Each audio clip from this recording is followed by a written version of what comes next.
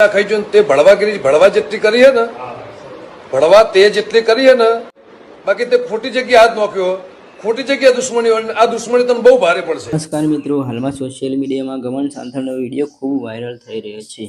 ગમન સાંથલ કેમ આટલા બધા ગુસ્સે થઈ ગયા હતા, કેમ એમના જ ગામના માણસે એમના ઉપર ખરાબ ટિપ્પણી કરી હતી, આ બધું હું તમને આગળ વિડીયોમાં બતાવવાનો છું, તો તમે વિડીયોમાં બનાવી રહેજો અને ચેનલ પર નવા આવ્યા હોય તો ચેનલને સબસ્ક્રાઈબ કરી દેજો।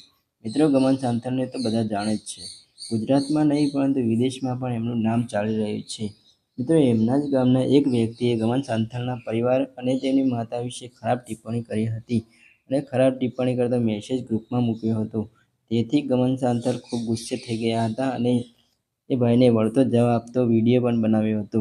મિત્રો, પૂરો મામલો શું હતો એ તો આપણને પણ નથી ખબર, પરંતુ તમને ખબર હોય તો કોમેન્ટમાં લખીને જણાવજો અને કોમેન્ટમાં જય દીવામાં લખી દેજો। તો મિત્રો, ગમન સાંથલ આ ભાઈને વળતો જવાબ આપતા શું બોલ્યા હતા હું તમને આગળ વિડીયોમાં બતાવવાનો છું, તો ચલો મિત્રો જોઈ લઈએ આ વિડીયો।